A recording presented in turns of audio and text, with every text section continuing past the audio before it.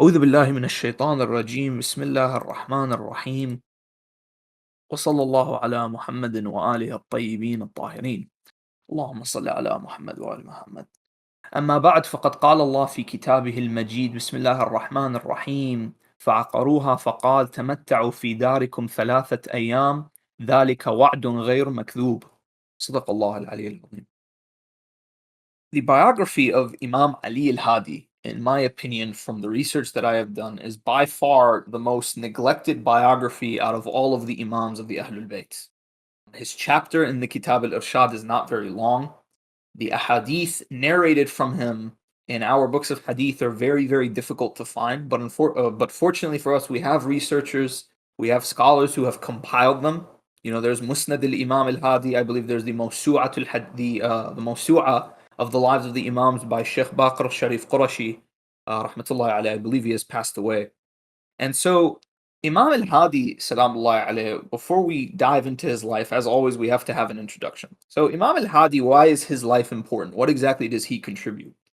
Imam al-Hadi, salamullahi alayhi, when we look at his life, we see that all the Imams post-Imam al-Rida, like by this point, the seeds of tashayyu' have been firmly planted all over the Islamic world. The issue is no longer teaching people about hadha al-amr, right? The issue of wilayah. That does not really seem to be the case anymore post-Imam al-Rida. At this point, what Banu al-Abbas are trying to do is they are desperately trying to control the spread of Shi'ism, and then at some point, that no longer becomes their objective. Their objective now is just to survive. And so you see this very interesting trend where in the beginning of the Abbasid Caliphate, our Imams and the Shia are getting heavily persecuted. But past a certain point, you see that Shia are in government, they're in prominent positions, they are wealthy men, they practice their beliefs openly in certain areas, such as Al-Karkh in Baghdad. And on top of that, you see that our Imams, Banu al-Abbas, are just not really able to threaten them and intimidate them and harass them as they used to. And this is because, as we see in human history, whenever a zalim emerges, an oppressor emerges and begins to oppress the people, what Allah Azza wa Jal does is He overpowers them with another zalim. And so in the case of Banu al-Abbas had created a monster that they could no longer control, and that was their Turkic mercenaries. The Turks at this point were calling the shots.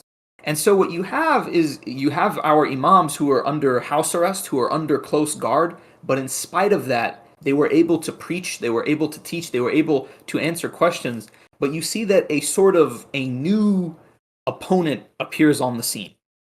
It's not the Nawasib. The Imams have been dealing with the Nawasib since the very beginning. It's not these sects that emerge claiming the Imamah goes to someone else.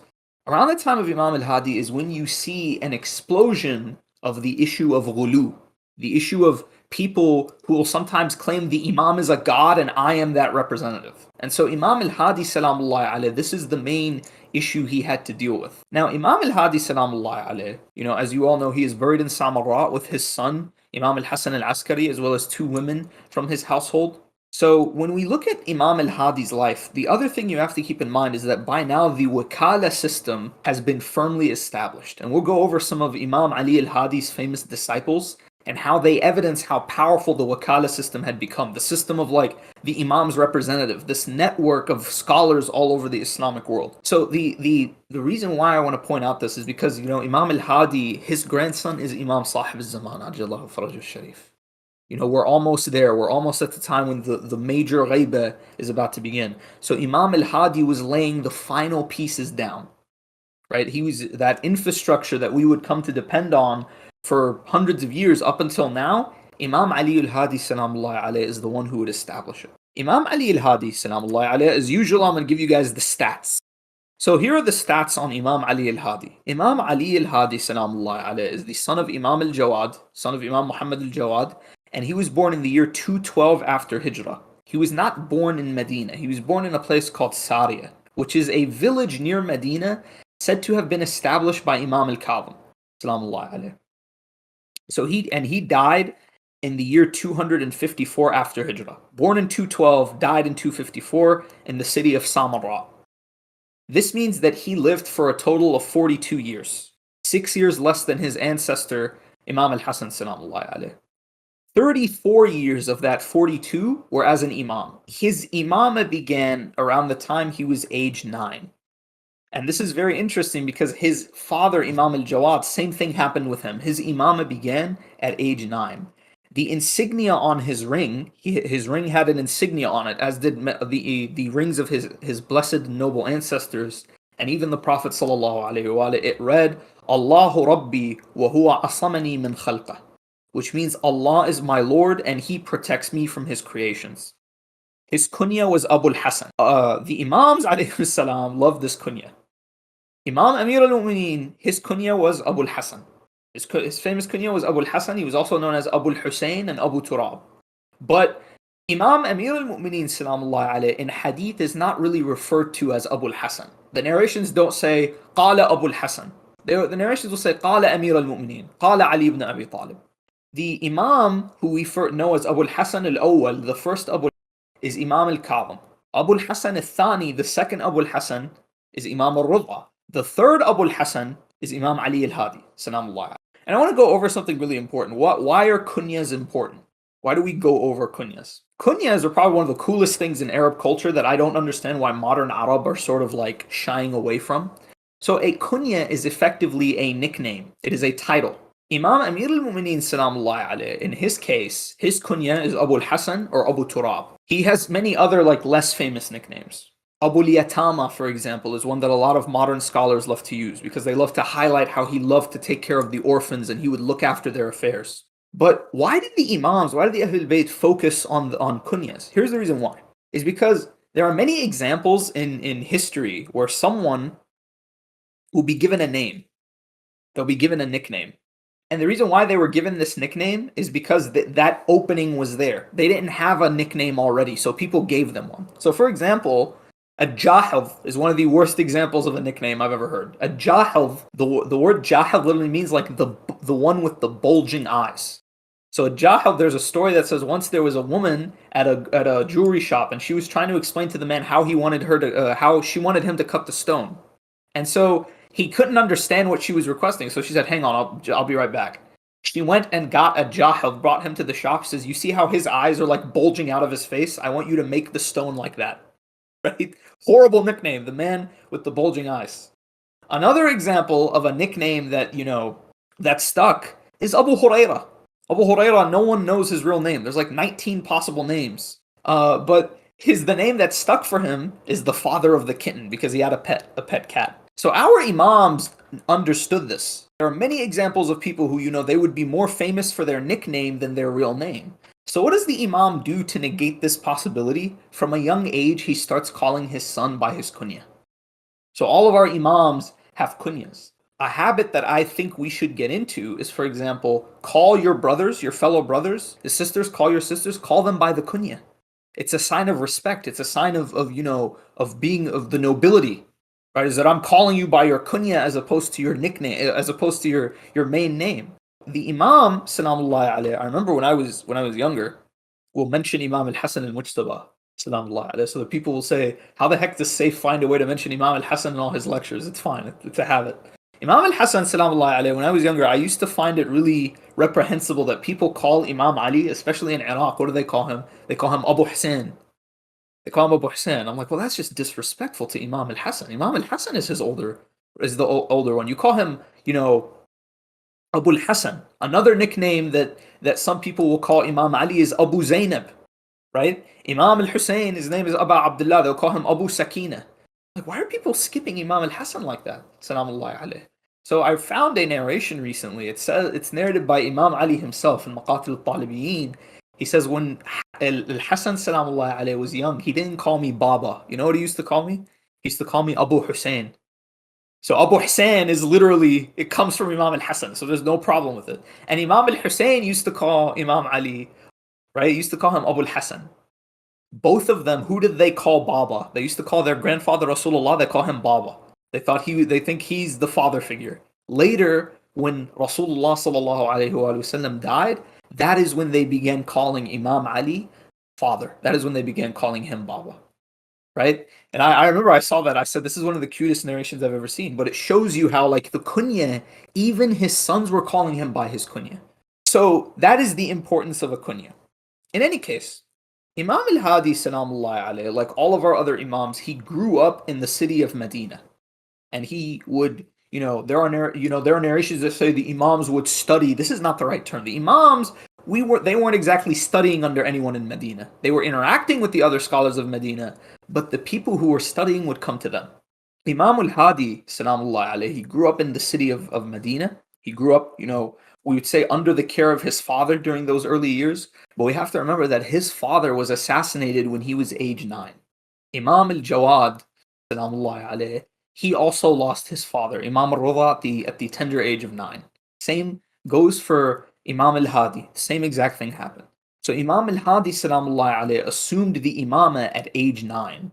But by this point, the Shia, at that time, they had already learned this lesson. They had already learned that the age of the imam is not a problem. They had just gone through it with Imam al-Jawad, salamullah alayhi.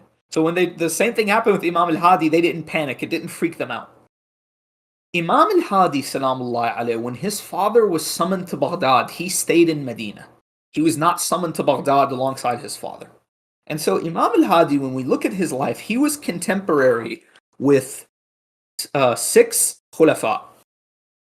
Right? 6 khulafa of Banu al-Abbas. The first one was al-Mu'tasim, the man who assassinated his father. Al-Wathiq, al-Mutawakkil, who is probably the most infamous one, the one who we sort of think of as his arch nemesis. Al-Muntasir, who's a very interesting figure, and we'll discuss him in a bit. Al-Musta'een and al-Mu'taz.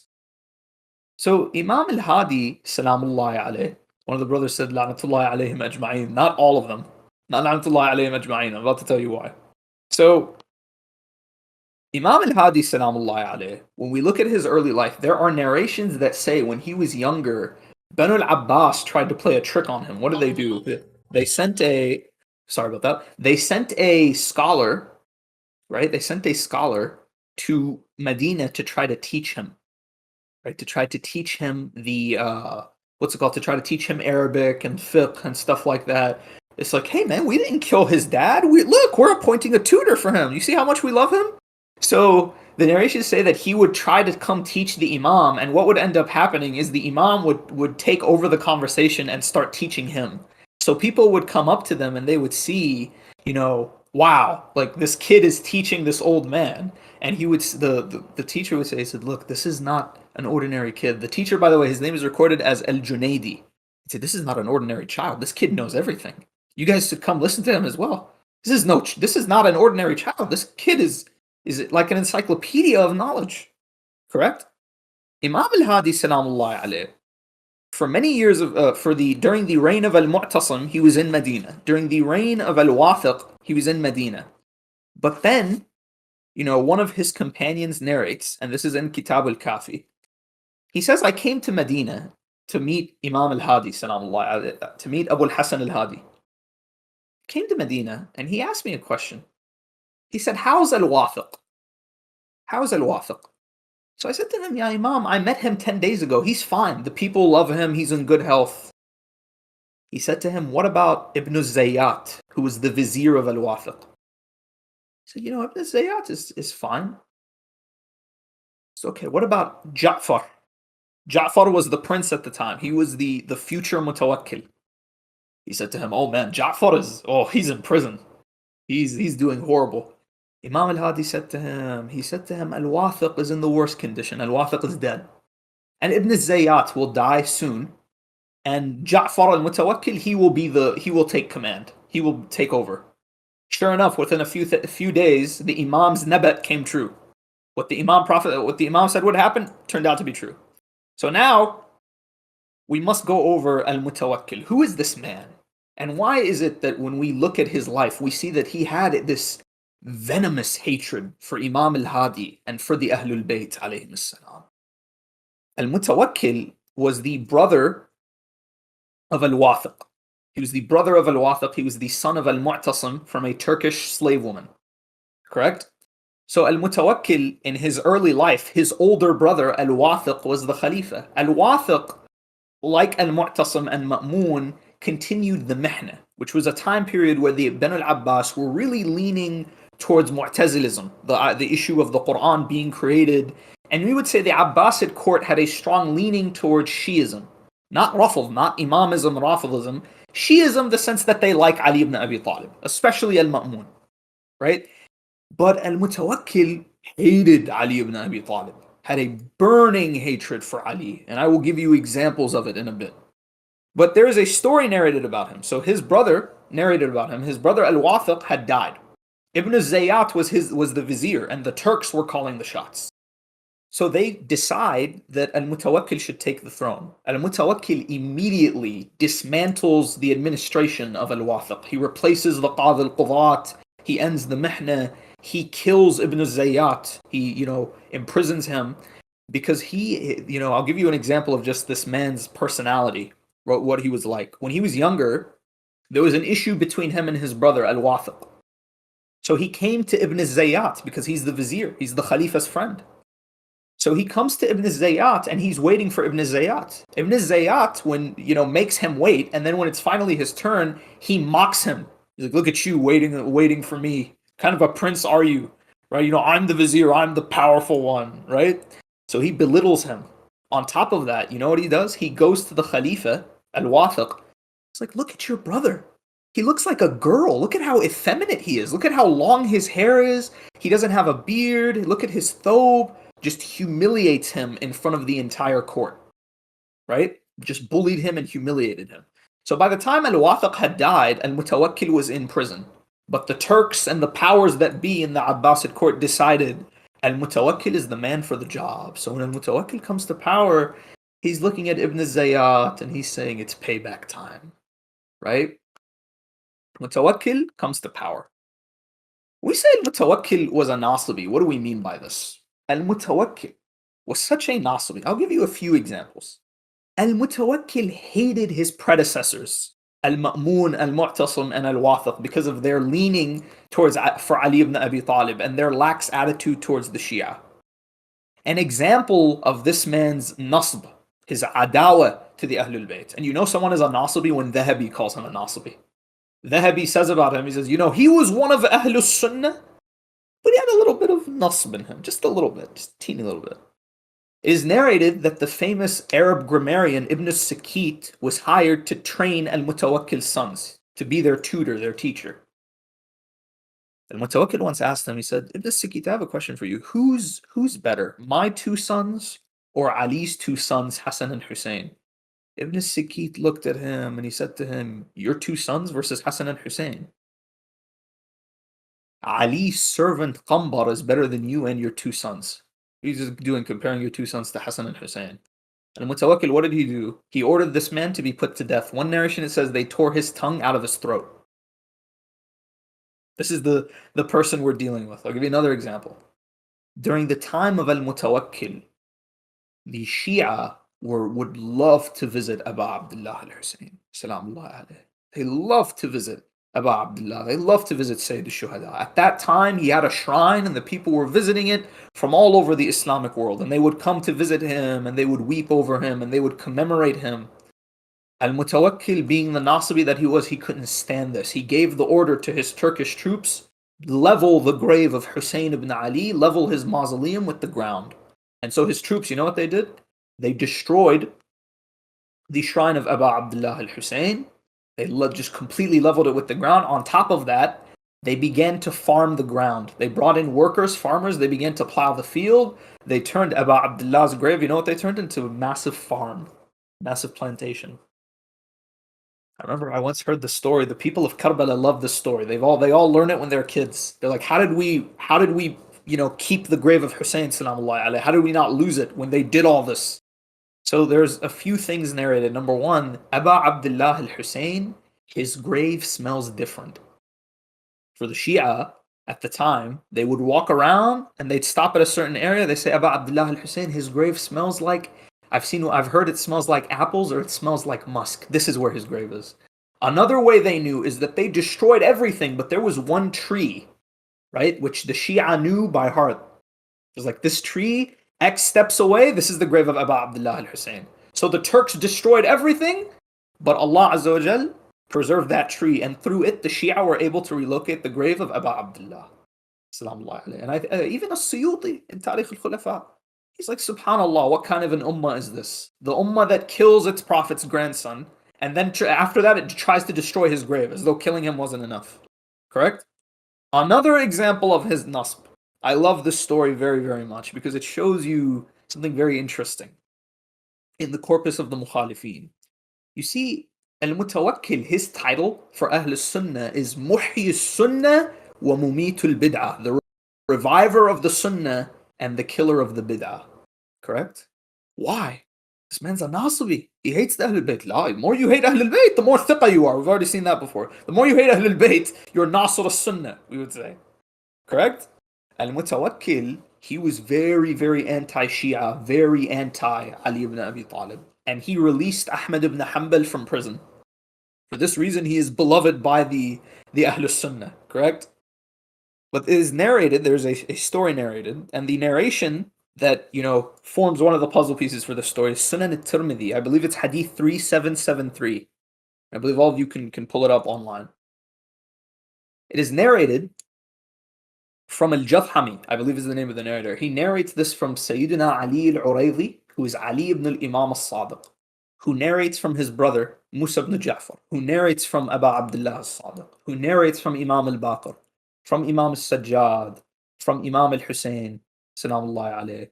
So in this hadith, with this beautiful chain of narration, Nasr ibn Ali al-Jathami, حدثنا علي بن جعفر العريضي قال أخبرني أخي موسى بن جعفر بن محمد عن أبيه جعفر بن محمد عن أبيه محمد بن علي عن أبيه علي بن الحسين عن أبيه عن جده علي بن أبي طالب أن رسول الله صلى الله عليه وآله وسلم أخذ بيد الحسن والحسين. He took Hassan and Hussein's hands and said, من أحبني وأحب هذين وأباهما وأمهما كان معي في درجتي يوم القيامة. Whoever loves these two and their mother and father and loves me, he will be on my level on Yawm al-Qiyamah. Ali, Nasr ibn Ali al-Jahdami, was a Sunni. He was not one of the Shia. He narrated this from Ali al-Uraydi, from Imam al-Sadiq's son, the brother of Imam al-Kadhim, salamullahi alayhi. So when you look at the chain of narration, everyone in this narration is good, according to the standards of the Mukhalifeen. The only one who's disputed is Ali ibn Ja'far, Ali al-Uraydi. And Ibn Hajar says he is maqbool. There is not a single jarh of him in any of the books of the Mukhalifeen. So this chain is good. This chain is perfectly fine. Al-Mutawakkil, when he heard that this man narrated this hadith, you know what he said? Grab him and whip him 1,000 times. 1,000 lashes. That's a death sentence. No one can survive 1,000 lashes. You see, brothers and sisters, this is something that we have to give thanks to Allah Azza wa Jal for. Do you know how thankful we should be that we can narrate the fada'il of Ali?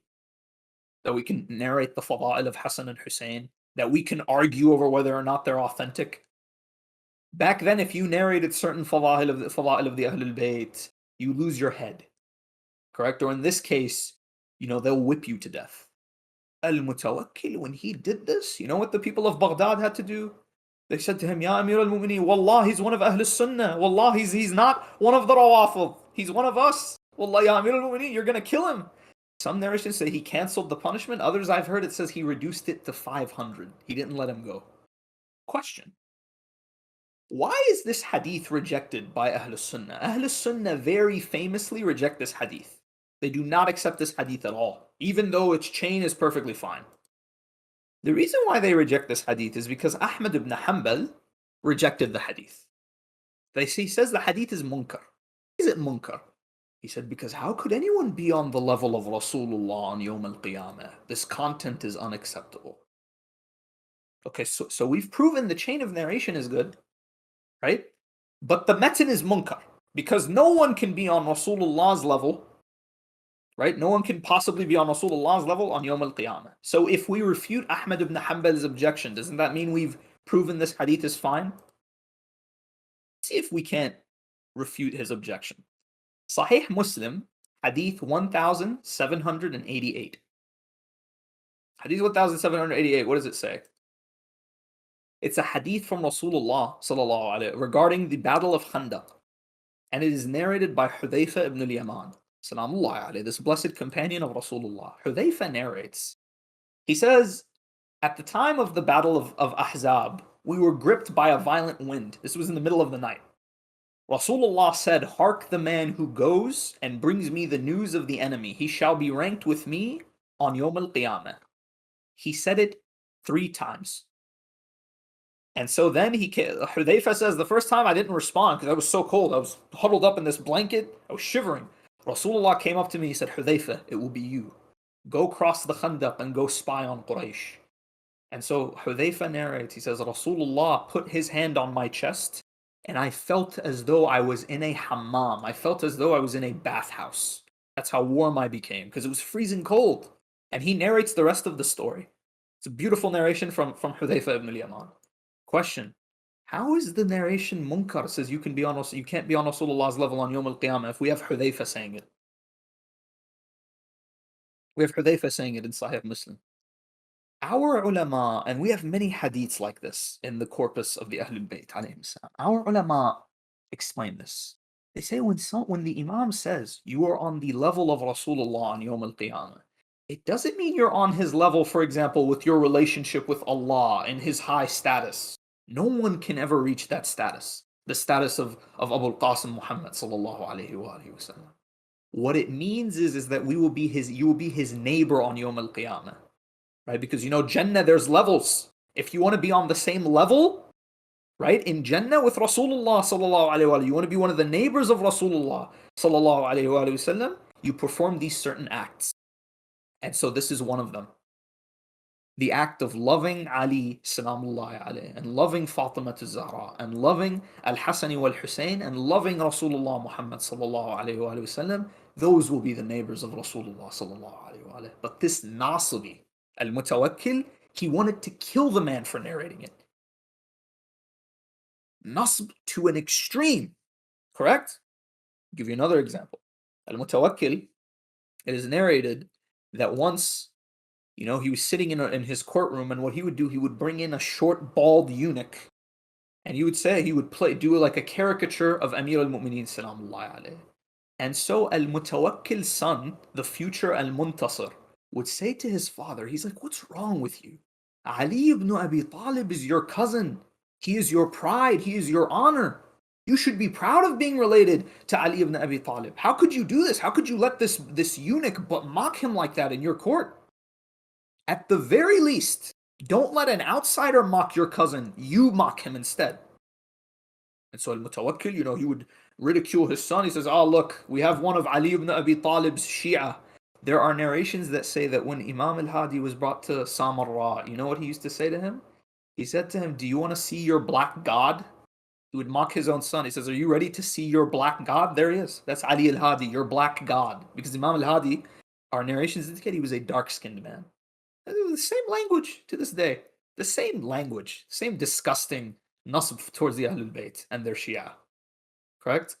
Your god. Look, you Shia, their demigod. Right? So, Habibi, first of all, we don't worship Amir al-Mu'mineen. We don't worship his descendants. But you, on the other hand, have the problem of a Shabul Amrat. That is a khutbah for another day, correct? Imam al-Hadi, salamullahi alayhi, it is narrated. So this is the man we're dealing with. This is the man who summoned Imam al-Hadi to Samarra. Al-Mutawakkil sent a man by the name of Yahya ibn Harthama. Right? Yahya ibn Harthama was sent to Medina. He says, "Bring me Ali al-Hadi." When Yahya ibn Harthama came to Medina, the people of Medina are like, "Why are you here?" He's like, "I'm here to take Ali al-Hadi to Samarra." Yahya ibn Harthama himself narrates, he says, the people of Medina began to wail and cry. They're like, "Why do you want to take Ali al-Hadi? What did he ever do to you? What has he ever done to anyone? Please leave him alone. Leave him be. Take anyone else. Talk to the Khalifa. Leave him with us." It reminds you of that quote of Imam al-Ridha salamullahi alayhi. You know what Imam al-Ridha says? He says to, I believe it was to Abu Salt al-Harawi, he asks him, he says, "Imam, what's wrong? You don't look well." He says, "I miss Medina. I miss Medina. Medina is my home. Medina is the city of the Ahlul Bayt. But for one reason or another, they take us to Khurasan, they take us to Baghdad, they take us to Samarra. Imam al-Hussein, they forced him out and he had to go to Karbala. All of our A'imma alayhim salam ghareeb, even the A'imma in Baqi'. A'imma in Baqi', they belong next to Rasulullah, but they wouldn't even let them have that, would they? Imam al-Hadi salamullah alayhi, Yahya ibn Harthama, he says, these were my orders, I was ordered to carry them out. I went to Ali al-Hadi. You know what Ali al-Hadi was doing? There are narrations that say I told him, I was like, we're leaving in a few days. I have to take you to Samarra as per the orders of Amir al-Mu'mineen. He said to him, okay, I'll be ready. He ordered all of his servants start knitting coats.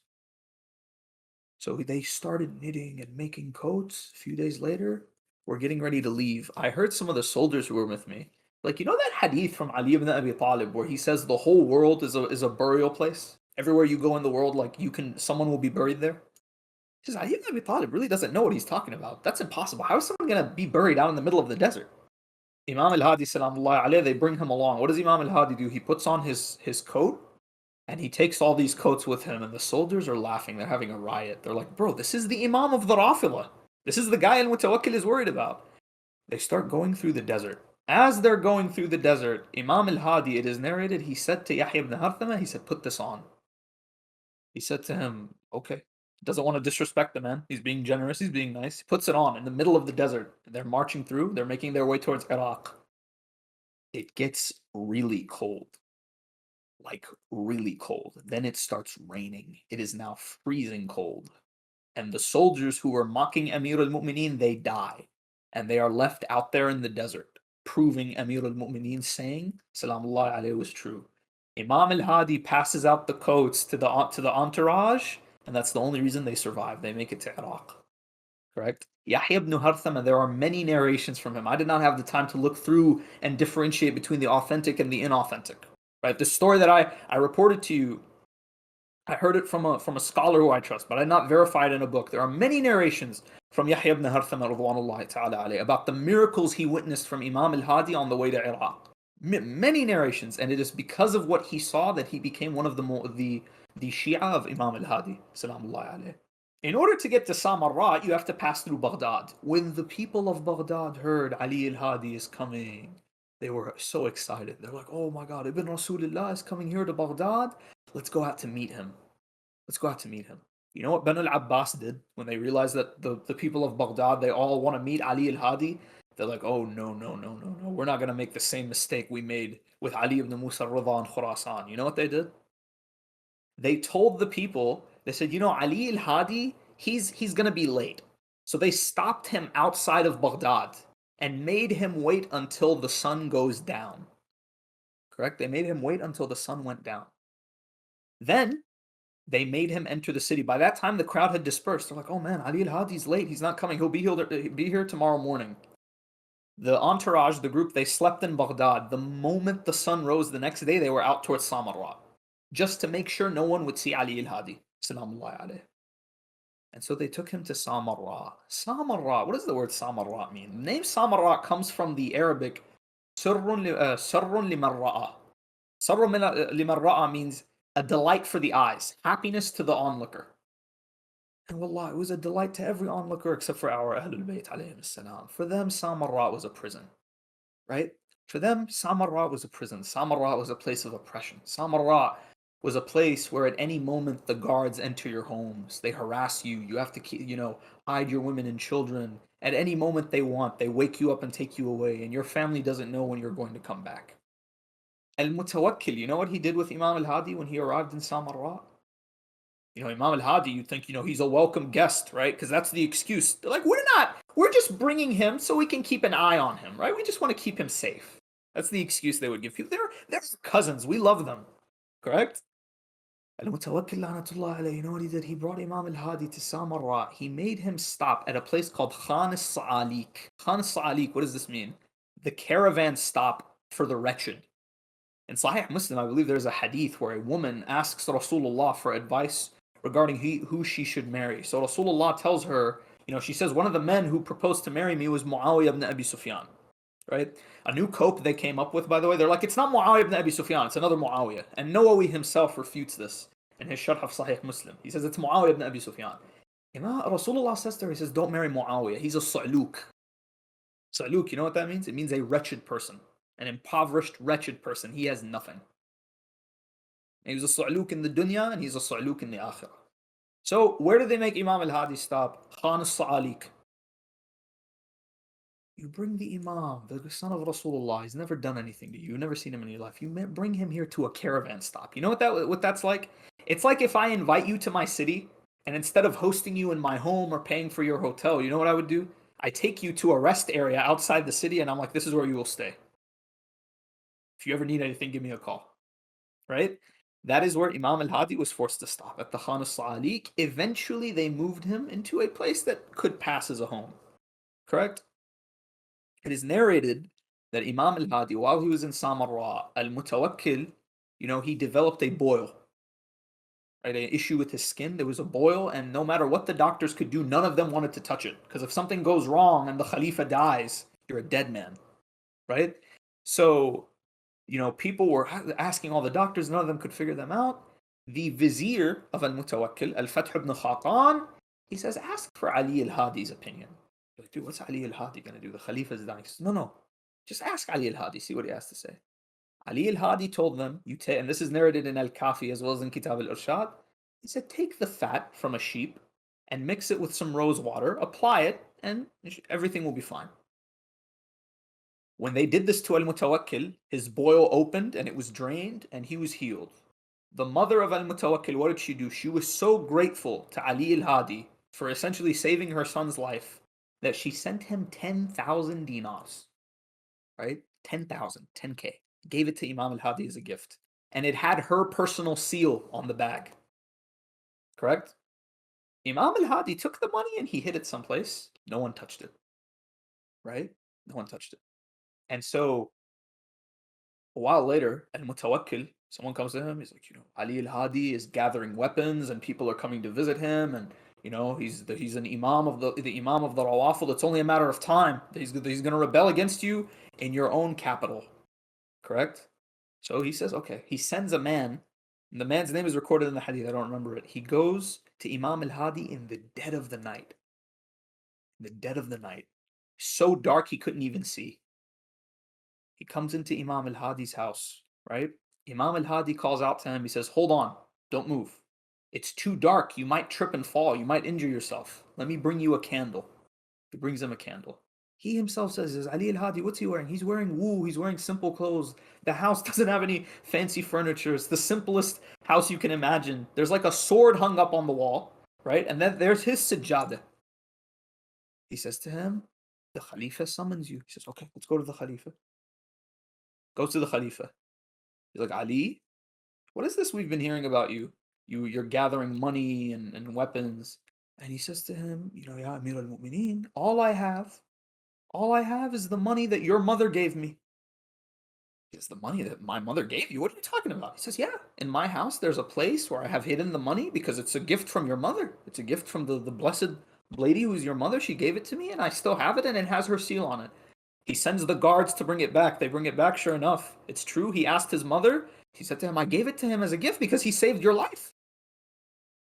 So he tells ʿAlī al-Hadi, he says, is there anything you want? Can we do anything for you? Sends him home. This is something very interesting about our imams. The tyrants of Bani al-Abbas, Bani Umayyah, whenever they bring them in, they're like, when we bring him in, we're going to cut his head off. We're going to do this. But when he's actually in the room, what happens? It's like, oh, ʿAlī al-Hadi, how are you?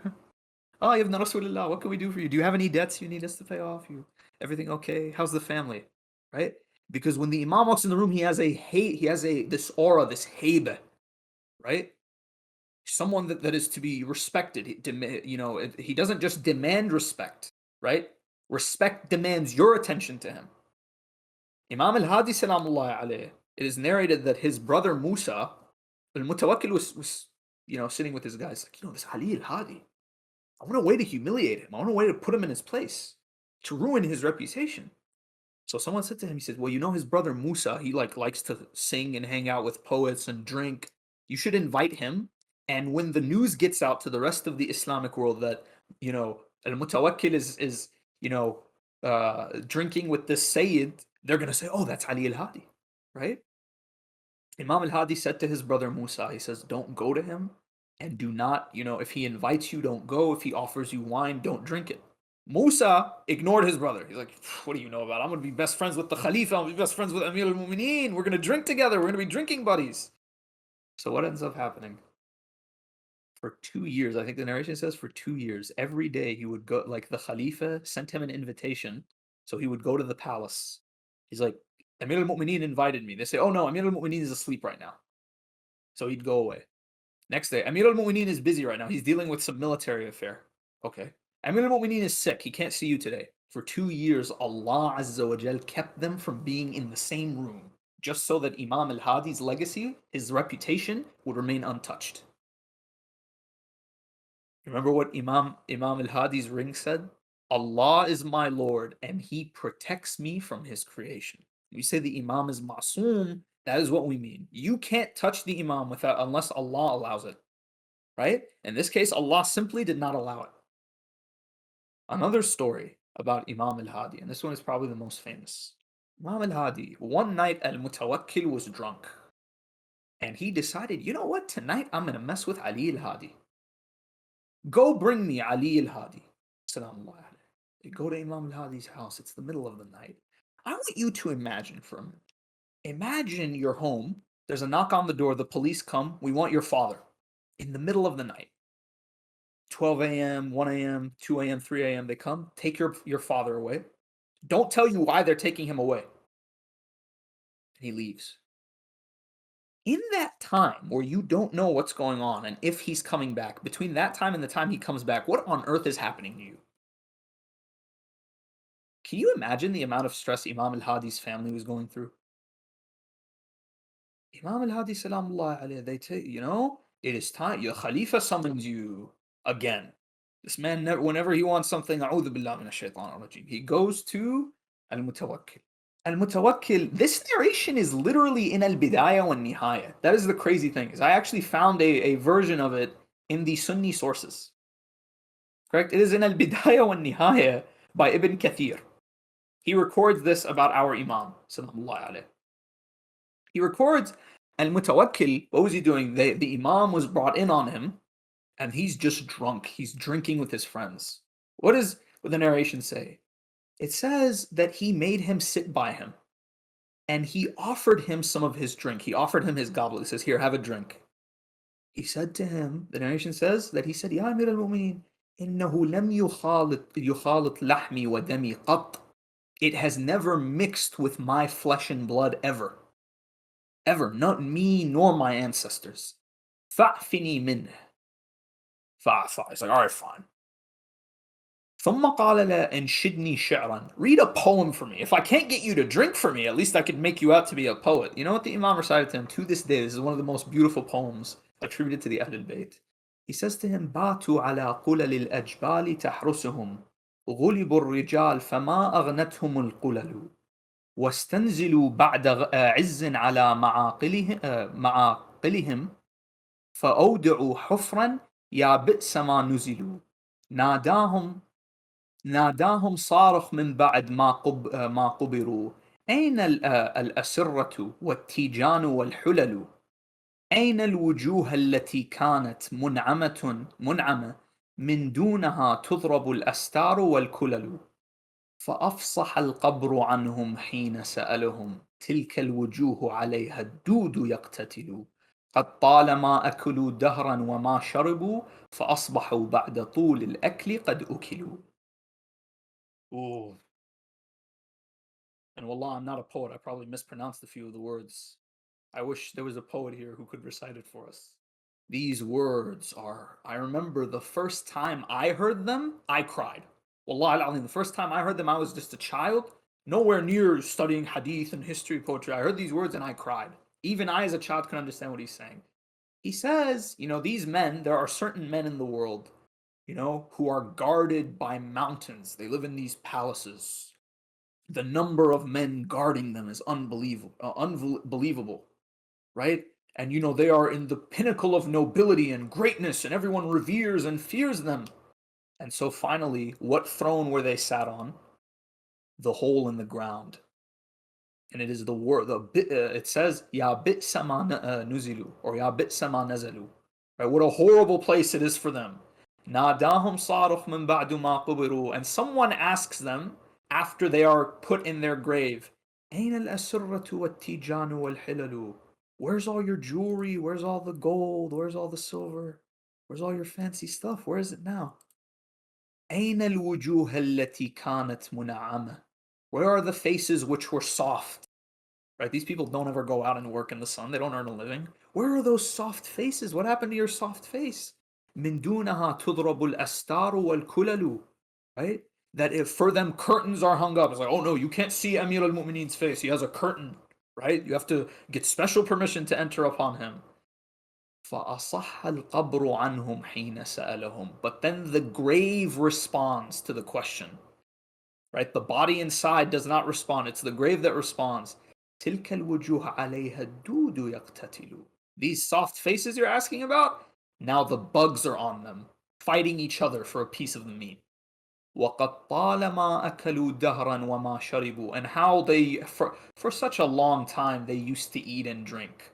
فأصبحوا بعد طول الأكل قد أكلوا. And at long last, after a lifetime of eating and drinking, now they are the ones being eaten. Al-Mutawakkil, when he heard this poem, it shook him to his core. Imam al-Hadi, I remember with Rasulullah sallallahu alayhi wa sallam and Umar, Umar, when he was drunk and he started reciting the poems of Jahiliyyah, Rasulullah raised something to whack him with. Immediately he sobered up. Immediately. Al-Mutawakkil, the narration says that he began to cry and his beard was soaked and the ground became soaked and everyone sitting in the room began to cry. He said to ʿAlī al-Hādī, he says, is there anything we can do for you? He ordered the wine to be taken away. He says, give him 4,000 dinar and let him go back to his home. And you would think, was that the end of it? Oh God, no. Oh God, no. I'll narrate one more for you. And I hope I'm not boring you with the stories of the Imam, because wallahi he's Muslim. This is the least we can do. Wouldn't you agree? It's the least we can do. Imam al-Hadi salamullah alayhi is narrated, and this is the verse that I began today's lecture with. It's Quran Surah 11, Surah Hud, Ayah 65. Imam al-Hadi salamullah alayhi is narrated that one of the schemes of al-Mutawakkil to belittle the Imam and to mock him is that one day he ordered for there to be a military parade. All soldiers were to march on foot. Everyone is on foot except for al-Mutawakkil and his vizier al-Fath ibn Khaqan.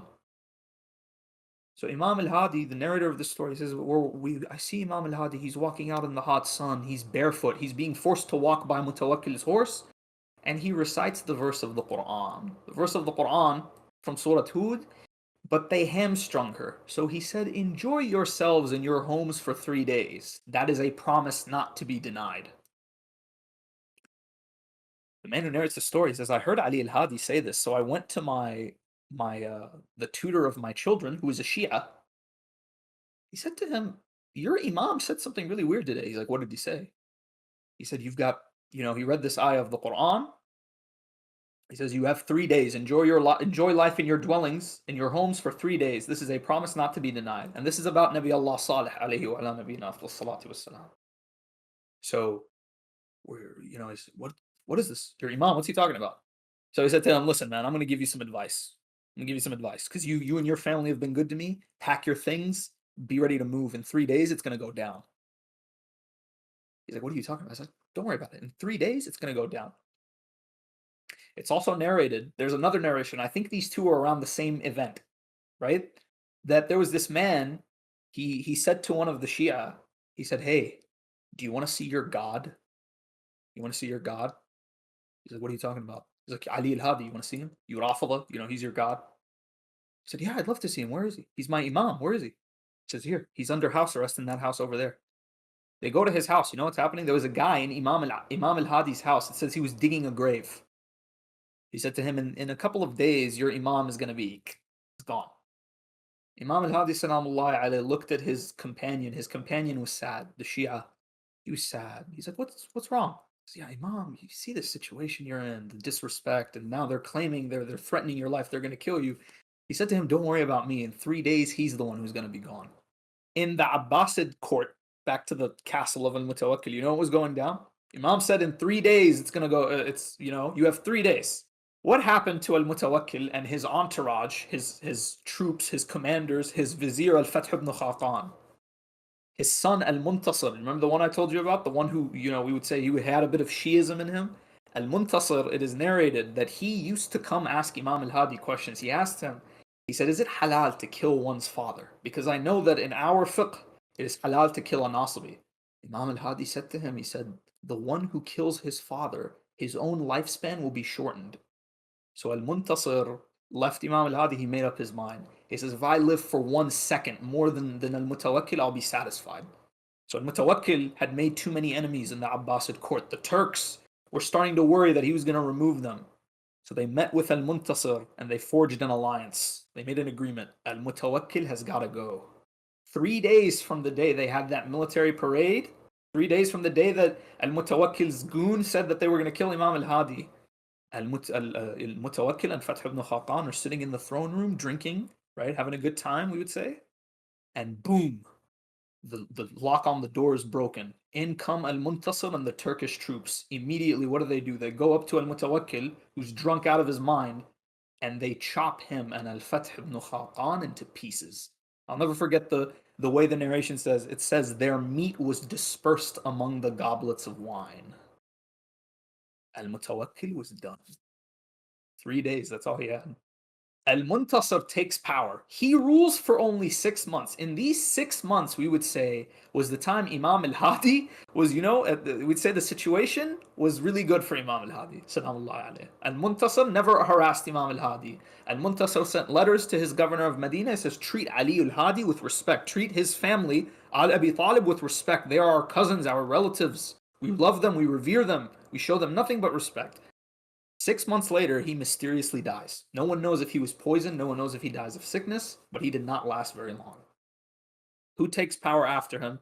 Al-Musta'in. Musta'in rules for a while, immediately revives the Mutawakkil system. The exact same things Mutawakkil was doing to Imam al-Hadi. And then Al-Mu'taz. And it is under the reign of Al-Mu'taz that Imam al-Hadi salamullahi alayhi dies. And according to some narrations, he was poisoned. Imam al-Hadi salamullahi alayhi, among the things that he passed down for his Shia is a famous dua al-Jami' al-Kabir, or Ziyarat al-Jami' al-Kabir. This dua is very, very beautiful. It describes the position of the Imam and the aqidah of the Shia towards the Imam. Many of our great scholars have narrated it and commented on it, and the most famous chain for it is in Man La Yahdurahu al-Faqih by Shaykh al-Saduq. Imam al-Hadi salamullahi alayhi, as we said, at this time, many of Imam al-Hadi's companions, if you look at their names, they come from Isfahan. They come from Iran. They come from, the East.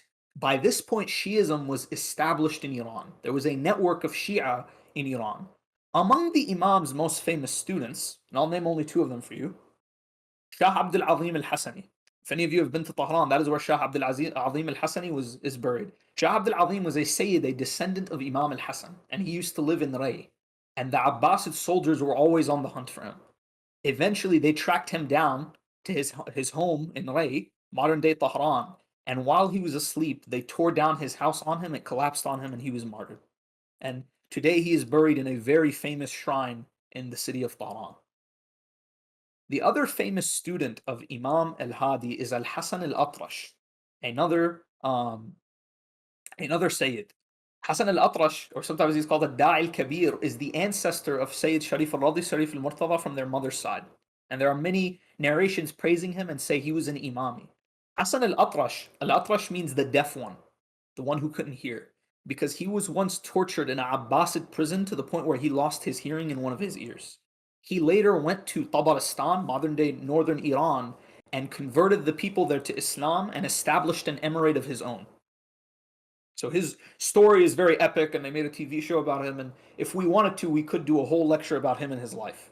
Correct? But he was a disciple, a student of Imam al-Hadi, salamullahi alayhi.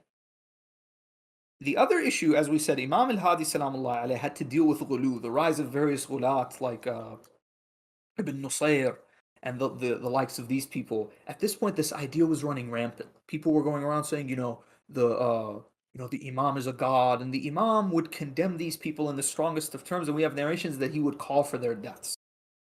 But in any case, Imam al-Hadi, salamullahi alayhi, at the age of 42, in the city of Samarra, after an imamah that lasted 34 years, after, an imama where he dealt with one of the most nasibi rulers in history, i.e. al-Mutawakkil and his successors. Imam al-Hadi passed away at the age of 42. And it is narrated, there are some scholars who believe he was poisoned, others disagree, like Shaykh al-Mufid. But when he died, his funeral was massive. The people of Samarra came out in droves to commemorate his death, to attend his funeral. Imam al-Hasan al-Askari, salamullahi alayhi, prayed the janazah over him before the Abbasid Khalifa could, because the Abbasid Khalifa, of course he's got to be, oh no, our cousin has passed away. Correct? Imam al-Askari had to pray over his father before the Abbasid Khalifa could attempt to make a mockery of his father's janazah. And so Imam al-Hadi, salamullahi alayhi, was buried in the city of Samarra. And the city of Samarra, wallahi al-alim, it is one of the most, it's really amazing just how far he is. How him and his son Muḥammad, who is buried a bit further away, and his son Imam al-Askari. And if you go into the shrine of the Imam, you go down a few levels, and you see the Sabdab, the basement, where it is said that this is the last place Imam Sahib al-Zaman was seen before he went into his ghaiba. Correct? And when you sit there, you read Dua al-Nudba, and you ask that question, أين الحسن وأين الحسين? Where is al-Hasan? Where is al-Hussein? أين أبناء al-Hussein? Where are the descendants of Hussein? It's like the Da'bil says to Imam al-Rida, he says, a piece of you is in Fakh. A piece of you is in that blessed cemetery in Baghdad. A piece of you is in Ba Khamra. A piece of you is in Jawzajan, the descendants of Abu Talib, salamullahi alayhi. Bits and pieces of the Prophet, killed all over the Islamic world. And Imam Ali al-Hadi, salamullahi alayhi, laid to rest in Samarra. Correct? And this is where our Imam was last seen. And we pray to Allah Azza wa Jal, Ya Allah, bihaq jadd al-Imam sahib al-Zaman, ajjallahu faraj al-Sharif, faraj anna Ya Allah. Ya Allah, bihaq Muhammadin wa ali Muhammad. ارزق لي ولإخواني وأخواتي من الحاضرين والغائبين زيارة سيدنا ومولانا علي الهادي في سامراء وارزقنا حج بيتك الحرام في عامنا هذا وفي كل عام وزيارة قبر نبيك صلى الله عليه وآله وسلم. اللهم لا تفرق بيننا وبين محمد وآل محمد طرفة عين وصلى الله على محمد وآله الطيبين الطاهرين.